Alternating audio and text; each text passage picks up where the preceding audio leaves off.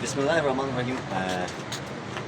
Viewers, हम इस वक्त गिलगित बल्तिस्तान के सबसे तारीखी पुल कोटोदास पुल के ऊपर खड़े हैं।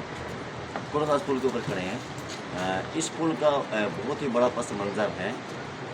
इस पुल का ताल्लुक़ बराह रास्त बनता है रियासत जम्मू कश्मीर के साबिक डोगरा हुक्मरानों से।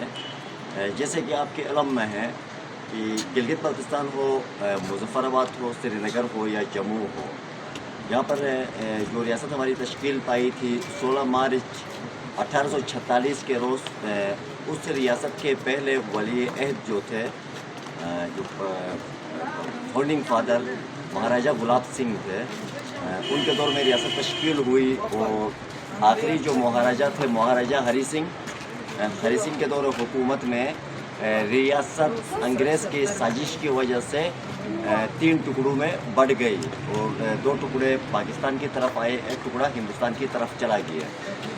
और बीच में जो जितने महाराजे आए, हर एक के अहद में मुख्तलिफ़ किस्म का डेवलपमेंट का काम हुआ था।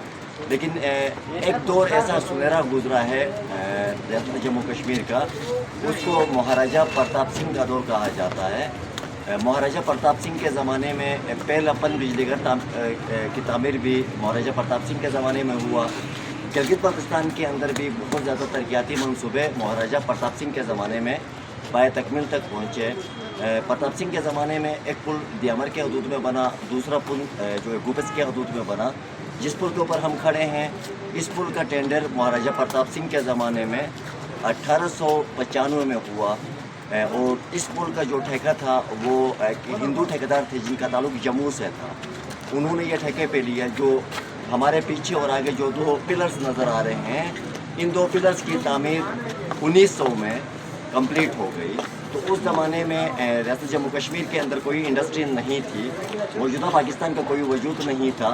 हिंदुस्तान के बड़े शहर कोलकाता से इसके जो रोप्स आपको नज़र आ रहे हैं, ये जितना लोहा है, ये लोहा महाराजा प्रताप सिंह ने कोलकाता की जो स्टील फैक्ट्री थी वहाँ पे ऑर्डर करके ये क्या कहते हैं, ये रोप्स बनवाए गए। इन रोप्स को कोलकाता से गाड़ियों के ज़रिए श्रीनगर पहुँचाया गया। श्रीनगर से उस ज़माने में ट्रांसपोर्टेशन का कोई निज़ाम नहीं था, तो रोल बना के 4-4-5 पर कचरों के ज़रिए वाया अस्तोर इस लोहे को गिलगित पहुँचाया गया। और इस पुल की तामीर 1905 में मुकम्मल हो गई। उस ज़माने में अब जो हमें नज़र आ रहा है, इसके ऊपर जो लकड़ी है ये 10-20 दफ़ा तब्दील हो गई है। कुछ लोहे का काम ऐसा है कि बीच में 1-2 लोहे तब्दील हो गए हैं, लेकिन जो मेजर हिस्सा है लोहे का, इसका ताल्लुक़ महाराजा प्रताप सिंह के ज़माने से है। 1905 में ये लोहा यहाँ पर चढ़ाया गया था और इस पुल को पास किया गया था। इस लिहाज से गिलगित बल्तिस्तान के अंदर जो जदीद तामीरात, जो नज़र आने वाली तामीरात है, उन तामीरात में सबसे पुराना पुल यह पुल है और इसका ताल्लुक़ महाराजा प्रताप सिंह से है। रियासत जम्मू कश्मीर के साथ जब गिलगित बल्तिस्तान रियासत जम्मू कश्मीर का हिस्सा था, तो महाराजा प्रताप सिंह ने एक हिंदू ठेकेदार के ज़रिए इस पुल के तामीर को पाए तकमील तक पहुँचाया था। लेकिन ये पुल तकरीबन कोई 110 से 112 साल तक ट्रांसपोर्ट के लिए इस्तेमाल होता रहा।